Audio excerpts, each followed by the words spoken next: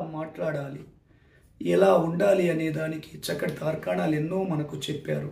కానీ గురువు బోధ అనేది దొరకడం పూర్వజన్మ సుకృతం అంటారు పెద్దలు.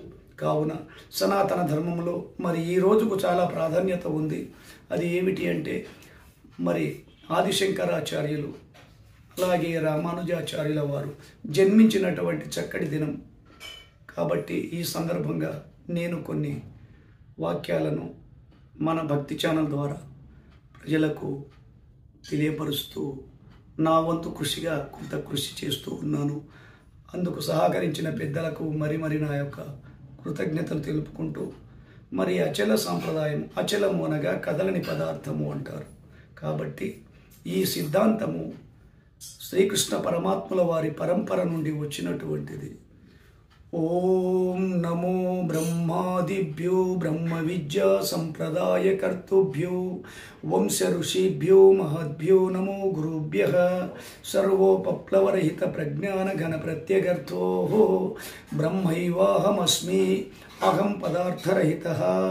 ఓంకారపీఠ సిద్ధాంతం శ్రీమన్నారాయణం సూర్యం యాజ్ఞవల్క్యం చ జనకం సుఖ సాందీపమీశం శ్రీకృష్ణార్జున సంయుక్తం ఉద్ధవంచ నమో నమః.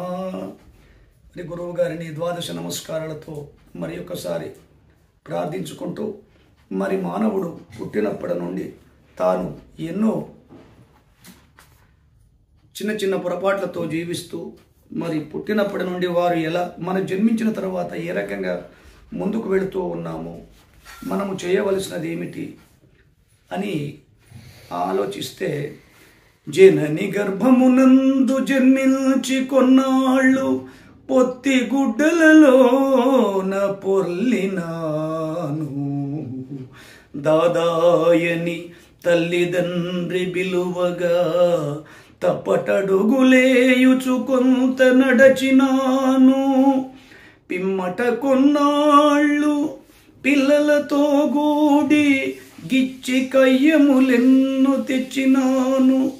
ఆ పైన కొన్ని నాళ్ళ జ్ఞాన వృత్తిచే ఎదురు తెన్నెరుగక మెదలినాను.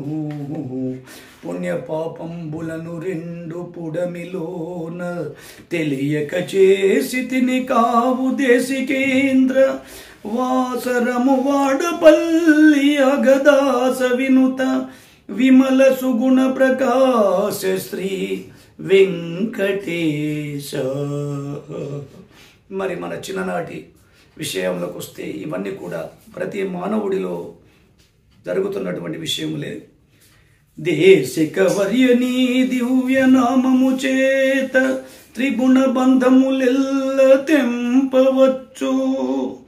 దేశిక వర్యనీ దివ్య నామము చేత మదగజంబును బట్టి అదుమవచ్చు.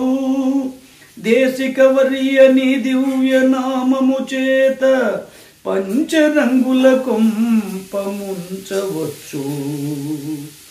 దేశిక వర్యనీ దివ్య నామము చేత ఎరుక కూకుడు వేరు నరుకవచ్చు. బళిరిని దివ్య నామము బలము చేత ఎరుకలేనట్టి పరిపూర్ణ మెరగవచ్చు. వాసరము వాడపల్లి ఆగదాస వినుత విమల సుగుణ ప్రకాశ శ్రీ వెంకటేశ. జై సద్గురు ప్రభు మహారాజుకి జై. మరి ఈ అచల సాంప్రదాయంలో మొదటిగా గుర్తిరగవలసిన శుద్ధ నిర్గుణ తత్వ కందార్థ ధరువులు. జనులార జనన మరణములను తొలగంద్రోయజాలు లక్షణాయుతమై వినువారికి కనువారికి తనలా విరిగించు. దీని తప్పక వింటి అప్పుడే వరలెప్పుడు గంటి. కనుక వినబుద్ధైతే వినుడి చదివెద మీకే. కనుక వినబుద్ధైతే వినుడి చదివెద మీకే.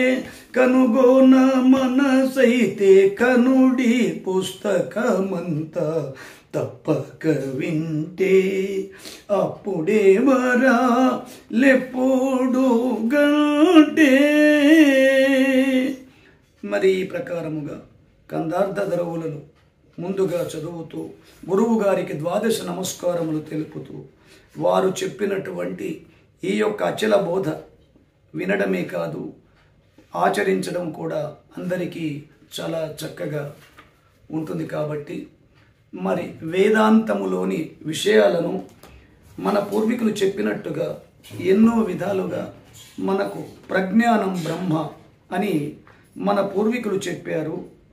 ప్రజ్ఞానం బ్రహ్మ మరియు తత్వమసి ఇవి మనకు వేదాంత వాక్యాలుగా చెప్పారు. కాబట్టి మరి అచల సంప్రదాయంలో వీటికి చక్కగా వివరణలు చెబుతూ ఉన్నారు.